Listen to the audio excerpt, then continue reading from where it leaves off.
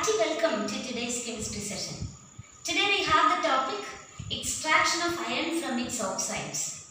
The oxide ores of iron are hematite, Fe2O3, magnetite, Fe3O4. Now, when coming to the extraction process, the first step in the extraction process is concentration of the ore. That is, like the concentration, like the metallurgical process of any other metals, the first step in the extraction of iron also, the concentration of the ore. In this concentration process, we are trying to remove as many volatile impurities as possible. So during this process of concentration, we will submit the ore for either for roasting or for calcination. So during that process, most of the volatile impurities will be removed from the ore. Okay, you can see in these equations. See, H2O in liquid form, that means water in liquid form will be changed into water in gaseous form or water vapor. Now, calcium carbonate will get decomposed into calcium oxide and carbon dioxide gas. Iron sulfide, FeS, react with oxygen to form FeO, iron oxide and sulfur dioxide gas. And all those volatile impurities will be removed during the process of concentration of the ore.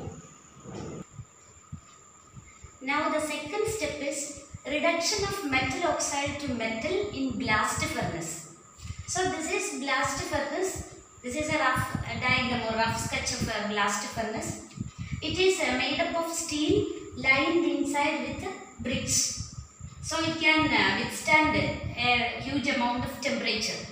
Okay, and here now the concentrated ore, limestone and coke, concentrated ore mixed with limestone and coke is fed into this blast furnace. This is a cup and cone arrangement which will help us to feed this concentrated ore, limestone and coke into the blast furnace. Once it is fed into the blast furnace, the iron oxide is reduced by coke and it is changed into iron metal. So this is the reaction for the same. Iron oxide react with iron oxide is reduced by coke to form iron metal and carbon monoxide gas.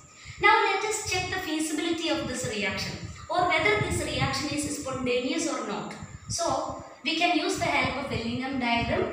So by using the help of Ellingham diagram, so this one reaction is actually the combination of two simple reactions.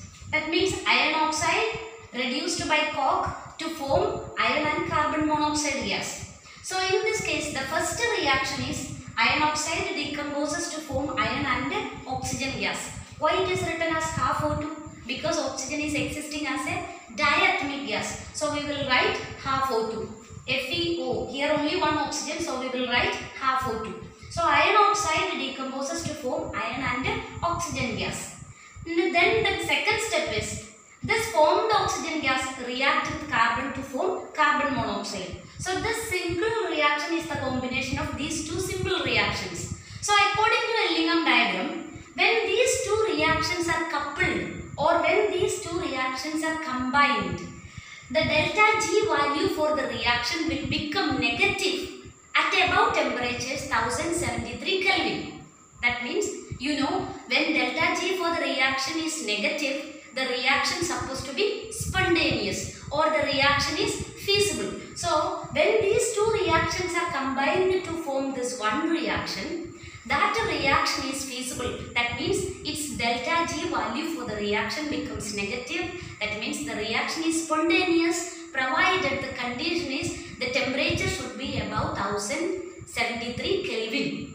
Okay, so then, but when we look into the blast furnace, the reduction of this metal oxide happens at different temperatures. So applying this information from the Ellingham diagram, we see to this.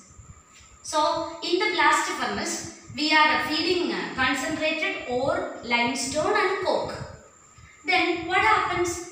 At the same time, from the lower portion of the blast furnace, a hot air blast is introduced.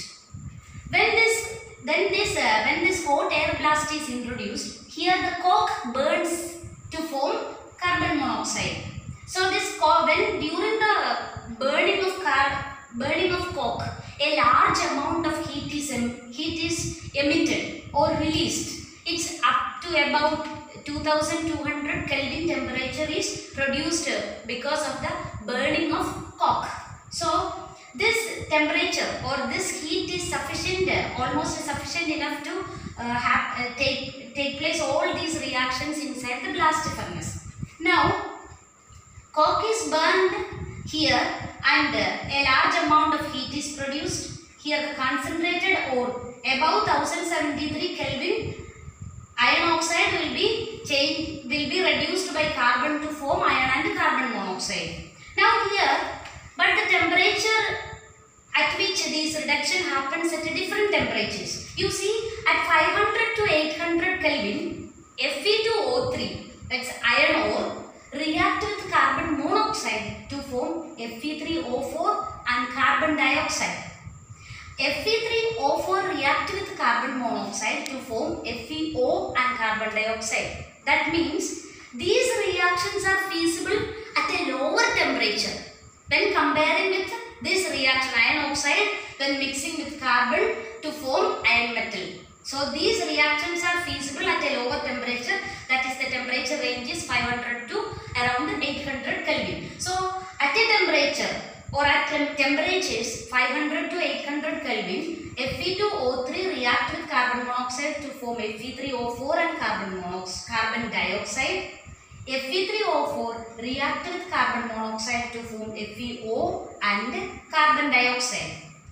Then during that time, calcium oxide will react with a silica impurity that is associated with ore. It is an acidic impurity, SiO2. So we have this basic flux. Calcium oxide will react as a basic, calcium oxide will act as a basic flux and it will react with silica to form calcium silicate, CaSiO3. It forms slag, which is a lightweight material. At temperatures above 1073 Kelvin, iron oxide react with carbon or coke reduces iron oxide to form iron metal and carbon monoxide gas. You know that reduction and oxidation are two sides of the same coin. Whenever a reaction happens, their oxidation also happens. So iron oxide getting reduced by the time the coke or the carbon get itself oxidized to form carbon monoxide.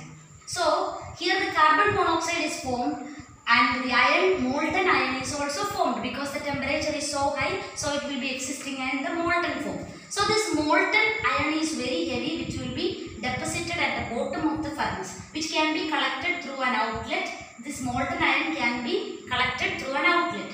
The slag being light in weight will be floating over the iron. It can be removed and collected by another outlet.